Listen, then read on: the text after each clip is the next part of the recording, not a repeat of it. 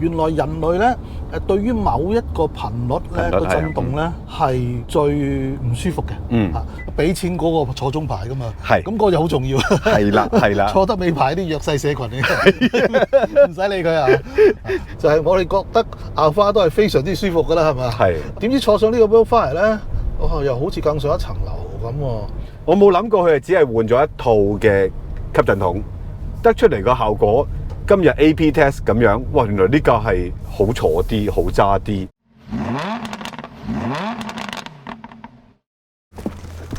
哇！好闊落，Alpha就可以咁樣。喂，開天窗，開天窗。睇先，你係邊個啊？耶！哇！感覺係好啲㗎，一人一個。喂，咁我哋開車啦，遊車河啦。好啊。其實我哋都會試車嘅，放心。唔該晒啊！你哋啊上次去咗呢個新Alpha Vellfire嘅 launch 啦。冇錯。所以車你係睇過嘅，呢架我就係第一次睇嘅。哇！呢個真係電話嚟喎，呢個。係啊，唔好拎走啊，陣啊！幾多嘢教㗎喎，座椅、燈光、遮陽簾，除咗車側呢一個有窿窿嘅遮陽簾之外，仲有呢塊布簾，聽聞都係原廠㗎喎。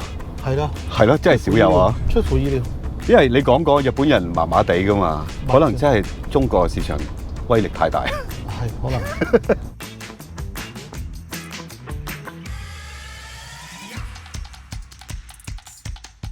呢個新車咧，你上次去記者會嘅時候，同個總工程師傾過偈喎，有啲乜嘢套到佢出嚟啊？我傾幾句咧，我就覺得我同佢咧相逢恨晚啊嘛。係啊，好多嘢嘅諗法一樣啊，就係話當30系都已經係一架非常之完美嘅時候，由30系發展去40系嘅時候，應該喺邊方面着手咧，係好頭痛嘅事。咁你記唔記得我哋咧喺舊台都坐過30系咧？係。當時我哋都感覺好舒服啊！即係你話唯一你話挑剔嘅車就係話，我哋將個腳板放喺地下度咧，覺得個膝頭有少少震動。係啊，但係當時我哋個睇法就係話，你呢一種震動咧，某個程度上咧係架車架咧係吸收咗啲震動，其中一個提供舒適度嘅方法嚟嘅。你話係咪好似歐洲嗰種咁硬嘅 platform 又係最好咧？即係好難講，見仁見智。阿總工程師吉江先生同我講咧。佢哋開發40系嘅時候咧，原來真係拉隊去歐洲，喺一個好快速嘅公路上高坐一坐歐洲版嘅呢啲 people carrier， 睇下個分別喺邊度，睇下對方嘅長處喺邊度。咁啊，發覺咧Alpha好多地方都係好優勝嘅，唯一就係喺好高速嘅情況之下咧，歐洲嗰種高剛性咧就俾到駕駛者更加好嘅信心。尤其是咧，當你好有信心嘅時候咧。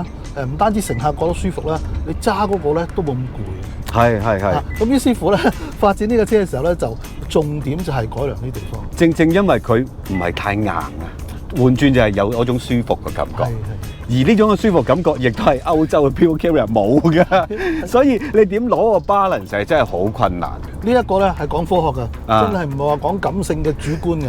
佢哋做咗一大輪研究啦，原來人類咧。對於某一個頻率咧個震動咧係最唔舒服嘅，所以設計嘅時候咧就會將呢種大概係10個 Hertz 嘅震動咧盡量移走佢，即係針對呢個 Hertz，冇錯啦嘅所有震動嘅聲音啊，即係話唔係話硬到咧係完全唔俾佢震嘅，睇下車咁亦都唔好嘅，咁但係最唔舒服嗰個頻率將佢移走咗咧，你成個乘坐感咧就會覺得高級好多啦。本身30係已經好靜㗎啦，好似我哋而家咁嘅速度。大概50、60之間，其實係Alpha嘅天堂境界嚟嘅。咁但係我未揸過Alpha，好似歐洲啲咁高速100幾公里啊！你都講過啦，我哋都有傾過，就係日本設計嘅車，佢冇諗過你行160噶嘛，170噶嘛。所以當其時30嘅車架其實喺80啊100係 OK 嘅。即係當然你再倍增個速度落去之後，我啲車架嘅剛性嘅問題會出現嘅。咁但係而家大陸賣到起冚冚啊嘛！我聽聞啊，大陸啊要加幾廿萬先有呢部車，架車都係差唔多100萬，但係加幾廿萬喎，仲要唔一定排到隊攞，好多人驚㗎。所以我諗佢哋針對一個世界性嘅市場都啱嘅。除咗話我喺某個車速範圍裏邊已經做得好好，咁可唔可以再推高少少，做到更高速嘅範圍裏邊都做到呢個水平咧？但係而家我哋坐喺呢度咧，嗱，首先。我就覺得好開心嘅，因為我好耐之前係試過佢哋30系嘅 Executive Lounge 嘅，咁呢個係叫中等啦，係嘛？即係中間係行到人嘅。冇錯。但係 Executive Lounge 上一代係幾難，基本上係過唔到嘅。係啊，你一定要接凳嘅。咁而家呢一個 size 就真係實用性高好多啦。仲有就係呢張凳本身有好多功能啦，即係由冷暖凳啦，又按摩啦。我諗你噏得出都有，好奇怪。咁呢個電話亦都係好多嘢可以調校啦，仲可以一次過控制埋個左右。但係有一樣嘢我覺得係好好嘅，就係呢張凳嘅接合咧，終於有一個比較簡單啲嘅方法，就係撳掣咯。即係去到後座你都可以撳掣褪前，挨低個椅背。咁你基本上唔用通道都得嘅。咁呢個又係做得好好嘅。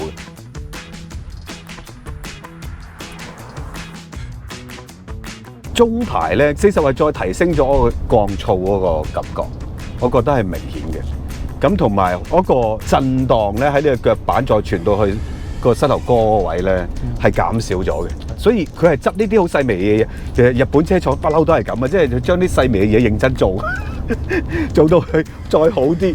咁呢架車而家坐中排，我嗱好老實啦，講 People Carrier， 講老闆車，我諗都仲係佢無敵㗎。即係我唔係替佢賣廣告啊！呢一刻呢個位都仲係好舒服，再比上一代舒服啲。嗱，我哋講開呢個中排老細位，除咗設備多啦，左右獨立嘅天窗唔會互相干擾之外咧，你有冇留意到嗰個窗口咧？比以前開揚咗。係因為亞花嗰個鯊魚鰭個 icon 咧，今次咧就做得好含蓄。唔知係咪而家咧環保啊嘛，魚翅唔會咁大隻㗎啦，令到咧整體嗰個視野闊咗，開揚感真係好啲。通常我哋示範一下捐入後座。好啊，好啊。好。鬥快。冇得鬥快，一定一個先一個後。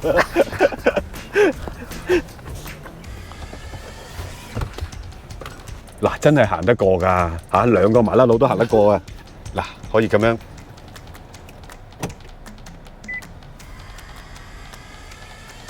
即係就算你灰唔到，真係過唔到呢條中間，要落車其實兩粒掣搞掂，真係好方便。香港小姐上落咧都不失儀態。係，麻甩佬都唔會嘅。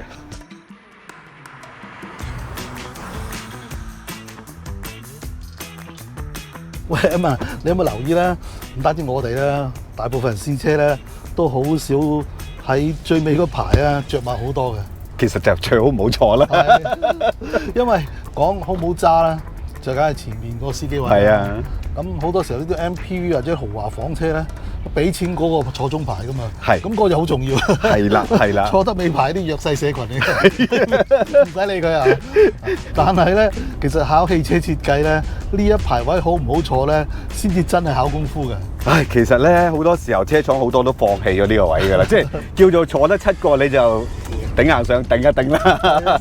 即係包括以前嘅亞花後座都唔係真係相當好坐嘅。係啊，因為第一佢就坐咗個尾轆嘅後邊，係啊，所有嘅車嘅彈跳咧，佢都將佢倍大咗個槓桿原理啊。係啊。第二咧，你去到最尾啦，你個剛性咧最大部分咧都係喺個 wheelbase 中間嘅。係啊，係啊。一頭一尾咧真係好問水嘅。哇！我哋呢個唔單止問尾啊，直情過晒龍我聽啊。咁所以咧，你要佢舒服咧，都係講嗰句啊嘛。你一定要震動少，夠剛性，先至得啊嘛。咁就啱有個矛盾點喺度啊。點可以做得好咧？咁咪考功夫咯。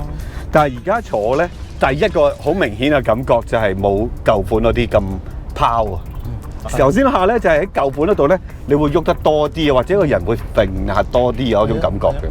所以呢一架而家坐落去咧，我又俾得去合格以上喎 ，OK 喎。唯獨就係左右真係3個成年人係好問下嘅，佢好老實。係啊，坦白講，咁多年嚟嘅亞花嘅舒適度嘅，可以講係死穴啦，就係呢個位。係。自從佢用咗左右翻起凳之後咧，佢就一定有個膠。係，咁個膠都食咗少少位。老實講啦，後邊咧 leg room 咧係絕對俾你安置任何成年人嘅，姚明坐得落。係，但係闊度咧，咁就真係小心啲啦。但係3個大人咧係問啲嘅。問啲嘅，但係咁咯，即係起碼而家呢一個座位已經唔係一個被遺棄嘅座位咯。第一樣嘢就係嗱，佢一樣有窗簾㗎，電動㗎，又可以校椅背前後。行李箱仲有掣撳可以移前嗰啲座位啊，即係照顧埋第三排乘客，甚至乎司機要喐動啲椅嘅時候，其實而家呢個設計係更加細心啲嘅。你睇翻最早期嗰啲豐田嘅 MPV 啊，譬如最早期嗰啲成張 bench seat 褪前後啦，咁就冇乜靈活性啊，裝多啲嘢都唔得。咁後來咧就係張凳可以潛咗落去地底嗰只啦。咁嗰只咧好似好 fancy 咁，但係咧就會犧牲咗啲士啤胎啊嗰啲咁嘅位咯。同埋都唔好坐㗎嗰種凳。係啊，係好薄啊。好薄㗎，係一定要做到好薄㗎。咁所以後來咧呢一種咁樣嘅左右翻起嘅椅啊，你見到其實好多款車都用呢個。係啦，開始係。因為佢平衡咗各方面嘅需要。咁咧唯獨咧就係犧牲少少嗰個左右咯，係咯個價位推你埋中間多啲咯。不過講真啦，如果你真係經常係需要3個大男人長期坐喺呢一排位裏邊咧，你可以考慮第二架車。邊架 ？Coaster 一定得。唔止3個，咁就坐多7、8個都得。嗱，補充一句啊，你望呢一架新嘅Alfa咧，望落去唔似有士啤胎，其實佢係有士啤胎嘅，係一條救命胎塞咗落去地台底，收納精美。嗱，而家 O4你感覺啦，唔單止經過啲粗糙嘅路面啦，頭先轉咗2個彎啦，係啊，第3排位都 OK 喎。係啊，冇咁容易揈到你暈暈地嗰種咯。以往嗰啲係舒服嘅，但係唔係一個最正嘅，即係嗰個階級分別太遠，中排同後排前。因為今代又俾翻啲 privilege 後排 OK 嘅其實，不過我真係好少試後座，我最怕坐後座。呢架係可以嘅。當我一坐後座咧，我發覺原來Alfa真係好長，我感覺我坐緊喺個火車度，好遠啊前面啲嘢。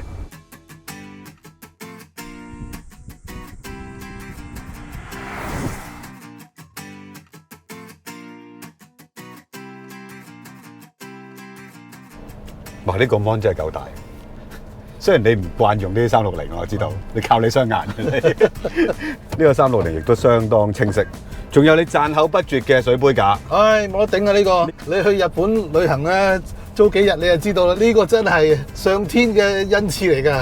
嗱，而家我哋揸緊 Wildfire 啦，呢一代 Alfa 或者 Wildfire 咧，已經係基本上係一樣㗎。即係當然個樣係唔同，我知道唔好香。但係啲設備啊 ，even 連啲價錢都差唔多係一模一樣嘅。但係有一樣嘢係好唔同，就個避震機原來有啲巧妙。逐樣講啊，首先講個動力先啦。2.4 Turbo engine。係而家我哋試緊呢一副就係2.4 Turbo engine，其實仲有 hybrid 嘅。無論係 Alfa 或者 Wildfire， 350型號都再唔係3500cc V6 引擎啦，取而代之嘅係2004 Turbo 4氣缸。比較兩部引擎嘅性能數字，大家可以睇下呢個表嘅。實際揸起嚟呢副4款計咧，當你真係認真咁踩嘅時候咧，都相當洶湧下嘅，轉速上落都幾輕快嘅。今日我哋喺呢個路面試車咧，我哋都揸得好斯文，反而唔會覺得個低轉特別大扭力嘅，因為個波箱電腦程式咧好早就轉波，盡量為咗慳油。不過4盤計嘅順滑性當然同 V6 係有出入啦，而且今日試嘅呢部車只係行咗400-500公里，似乎呢副引擎都仲未 run in 好晒。所以聲音啊、噪音係比較多嘅。頭先我哋試過Alfa同呢部咧，力量其實一樣嘅，engine波箱係一樣。係啊，我相信調教都冇乜特別，反而係嗰唐太咧感覺係有啲咁多唔同嘅。因為當時我哋都問過吉江先生咧，Alfa同 Wildfire 係有咩唔同啊？咁佢話個懸掛有少少調教嘅角度有少少唔同嘅咁樣嚇，咁就冇講得好詳細。咁我哋憑感覺咧，Alfa咧嗰堂軚咧係好輕嘅，你揸成日你都唔會話即係手會攰嗰種啊。Wildfire 咧相對嚟講咧係一種比較 firm 啲、實在啲嘅感覺。程度有幾大咧？唔大。咁另外就係懸掛都好奇妙嘅感覺喎。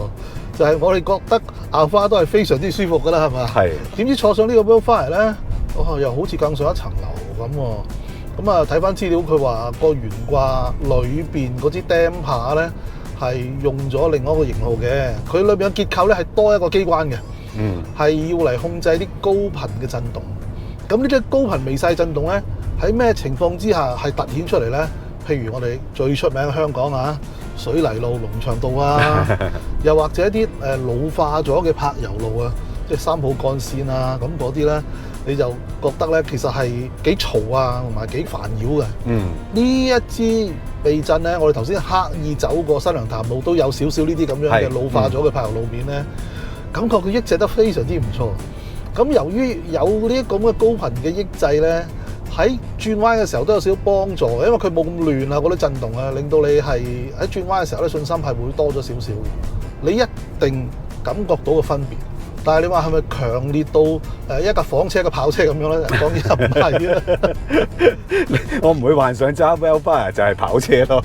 係啊，但係我覺得呢一個懸掛咧，可能喺日本嗰啲咁光滑嘅柏油路面咧，用家感覺唔到個分別太大嘅。但係嚟到香港咧，真係好受用。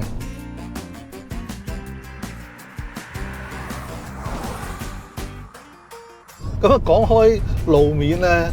當日我哋訪問阿總工程師吉江先生嘅時候咧，我就提過一點啦。我話嗱，香港啲路咧冇日本咁靚啊，咁你Alpha有翻咁重喎，過去嗰幾代都係啦。啲人話用得10萬米到啦，咁個頭嘅避震啊嗰啲係啦，頭擔嗰啲膠件啊開始有啲聲咁樣。咁我就問佢喺開發嘅過程咧，有冇吸取啲用戶嘅聲音去改良啊？針對地改良咧？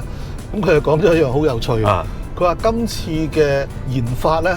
佢哋測試嘅對象咧係印度嘅路面，哦，佢真係喺印度路面做啊！係啊，咁所以咧佢就話：你只要咧唔係盲目咁樣衝埋啲膊嗰度咧，其實咧就呢一款40係咧，就肯定嗰個耐用程度咧就會比以前咧要進步好多噶啦。嗱，大家唔好話我哋歧視先。嗱，我都未去過印度，我哋係幻想印度路面應該係差差地嘅嚇。咁如果大家去過印度啲，話翻俾我哋聽，個路面係咪真係差嘅先？係咪比香港差定係香港差過印度咧？真係唔知啊！不如又俾我揸下喂。好啊，好啊，好啊。係啦，因為我而家坐嘅感覺咧，比Alpha係再穩定啲，起碼啲微細嘢冇咗。其實Alpha就係好柔啊，即係當你真係成日都載重載幾個人，其實Alpha都應該幾好重。但係而家我哋真係坐得好少人啫嘛。呢架喺一個低負重嘅狀態之下，其實已經好平穩啦。我想有一個問題，我想睇下揾唔揾到答案，你快啲俾我揸一揸先。好。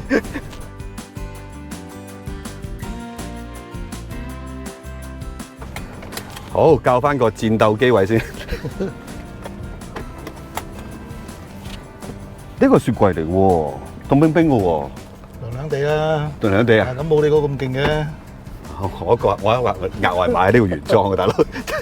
誒，嗱有 head-up display，OK 啦。喂，個頭好似好深喎呢度。係啊，頭先我一坐上車，俾我第一個感覺最大嘅係咩咧？哦，就係你見到咧。左邊同埋右邊有個三角窗啊！嗱，呢個三角窗係由所謂雙 A 柱嘅結構組成。過去嗰3代咧，左邊係睇得好通嘅，但係右邊咧其實都係麻麻地嘅。今次咧，你睇下，係啊，呢個 A 柱呢個三角窗好大個啊！咁你要做到咁清楚咧，有乜辦法咧？佢將成個車頂都向前移咗，咁然之後咧，將兩支 A 柱咧都向前伸咗入。佢呢一款係一架有霸氣嘅外形嘅車，無論如何都有個車頭。咁但係嗰兩支 A 柱已經伸前咗咯喎，於是乎咧，你就見到呢個車頭咧就再一步向前伸啦。咁點算咧？去到鬼面罩嘅時候咧，佢嗰個弧線咧係同普通車啱相反嘅，向下嘅時候咧縮翻入嚟嘅。記唔記得嗰啲早期嗰啲寶馬320啊？記得635嗰啲啊嘛，係啦。鯊魚頭啊嘛。係。第二咧，車頂有條鯊魚天線喎。其實我心目中有個問題嘅，因為頭先我坐呢架 Wildfire 嗰陣時已經發覺，咦嗱，Alpha好舒服，好腍。有少少軟熟彈床咁我可以理解，因為不嬲都係咁噶啦啊！反而 Wildfire 咧喺呢一代咧，頭先我坐一坐，我發覺，咦，啲梆成好似有啲唔同嘅，即係好似實淨少少。係啊，嗱個碌剪過啲位咧，你感覺到，咦係服啲喎，成個感覺。佢就係用咗支好啲嘅 damper 咯，因為如果 damper 係一個單一結構嘅話，你搞得腍咁啊彈下彈下啦，搞得硬咧死死實實啦。係啊，咁咧佢呢個設計咧就係有2個 chamber 嘅，一個咧就係要嚟應付啲大幅度嘅高低，等佢唔好揀得咁緊要。咁另外一個咧係遠遠地嘅，咁要嚟吸收路面嗰啲高頻零碎嘅一啲震動咯。咁所以你見到咧呢啲咁樣嘅操作路面咧，佢係可以哇伏一聲咁樣可以燙過去咁樣啊，但係去到啲高低起伏嗰啲咧，佢又會係好 firm。頭先我心目中有一個疑問就係點解坐落去係有啲唔似以往嘅Alpha嗰種好溫柔嗰種感覺，但係佢又唔係硬邦邦阿橋阿馬嗰啲㗎，反而係有少歐洲車嘅感覺，我覺得係有啲似。你行呢啲比較老化啲嘅，係真係服啲嘅。佢其實都喐嘅，就係我哋頭先試Alpha嗰時所講，你又唔可以將佢硬到好似歐洲啲 Pure Carrier 咁，死咕咕嗰種。咁你高速梗係好叻啦，但係你真係載人嘅時候唔會舒服噶嘛。係啊，嗰個係Alpha嘅根源。根源嚟㗎，你唔好搞錯。為咗啲微末嘅枝節咧，就係放棄咗根源。係啦，因為最重要係後邊嗰啲呢一個位嘅，當然喺 Wildfire 嚟講。呢個位係較為重要嘅，咁但係其實最重要嘅位都仲係喺中間嘅。呢個只係俾翻多少少你揸車嘅感覺。我冇諗過佢係只係換咗一套嘅吸震筒，得出嚟個效果。今日 AP test 咁樣，哇！原來呢架係好坐啲、好揸啲。我自己覺得啊，起碼啱我嘅口味多啲咯。因為以往咧香港嘅 Wildfire 同Alpha咧 ，Wildfire 個感覺當然都係比較 personal 啲嘅。咁但係都有另外一種形象，就係 Wildfire 個定位係低過Alpha。我諗係選配，因為我睇嗰啲水貨過往咧，香港市場真係唔係咁大嘅。於是乎咧，啲人入嘅Alpha就一定入大燈啊，咁樣最高配嗰啲啦。係啊。入 Wildfire 咧就係一定入啲平價。咁你以為兩架車係有高低嘅，其實係方向不同。各自都有高配低配。但係嚟到呢一代你入嘅兩款型號。其實都係高配嚟㗎啦，係啊，即係大家都有咁多設備，只不過係個樣唔同啦。但係我估唔到，會揸起上嚟都真係有啲唔同。今日難得可以咁樣 AP test，非常正。我都未曾試過同一係兩架咁樣一齊揸，係，所以一直都係存疑嘅。我自己都，今次揸過之後咧，就好明顯就知道廠方嘅取向係有咩唔同。我個人會中意 Wildfire 多啲，個感覺好啲，因為你中意做 driver。你都係嘅，其實我都係啊，唔使講。你話咩啊？你去日本租車一定係差唔多係次次都租Alpha嘅。係啊，我會揀 W3啦，即係最大型嘅 model 就任佢俾啊。咁如果你指定係要Alpha咧，就要俾多1000円嘅。係。咁你唔指定咧，通常佢都係俾呢款嚟㗎，因為 W3除咗Alpha之外就係 Estima，但係 Estima已經冇新車啦嘛。咁所以就唔好嘥嗰1000円啊！呢個 tips 嚟。係咧，即係呢啲 rough 路咧，就係佢冇嗰啲震下揈下嗰種感覺嘅。如果你揸架Alpha去轉呢啲彎，呢個速度咧係一樣得嘅，只不過咧你手會更加攰啲。係呢堂軚咧係略重少少，啱好就係要嚟攻彎咧。佢因為佢俾到你清楚 feedback 咧，你唔需要咁大力去捉緊個軚盤。但係調翻轉頭，你如果一般日常啊喺市區啊塞車咁計咧，咁就Alpha堂軚咧就會舒服啲，即係冇咁攰嘅。啱啱相反。不過都係 driver 揸啫。咁啊！小劉，又嚟龍 Sir。小劉，拉我去我女朋友那裡啊！不要告訴太太啊。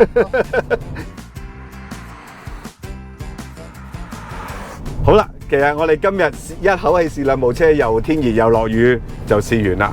其實Alpha Wildfire 仲有 hybrid 嘅，其實呢架都係我哋其中一架都幾想試嘅車嚟。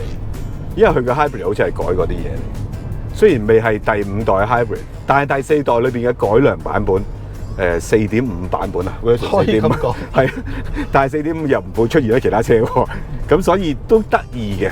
同埋聽聞hybrid 係賣得相當唔錯嘅，即係有錢人都要慳錢嚟嘅，慳有錢，唔可以俾油公司係咁嚼係咁嚼。係啦，咁大個小王子凍咗喺度做人版。希望下次我哋再有機會就試埋架 hybrid 啦，因為我相信都好多觀眾想知道嘅。好啦，今日影片去到呢度啦，好似講幾多講唔完咁樣，試到Alpha Wildfire，記得 subscribe 我哋 YouTube channel 啦，仲有 Facebook、IG、comment、like and share 啦。咁就瞓下覺咯，不如喺車度，反正未拍完。Ottoman 座椅啊，老實係嘛？款待文化啊嘛，呢個車嘅設計哲學係款待。款待 ，OK，仲有冷暖凳添，冇得頂啊！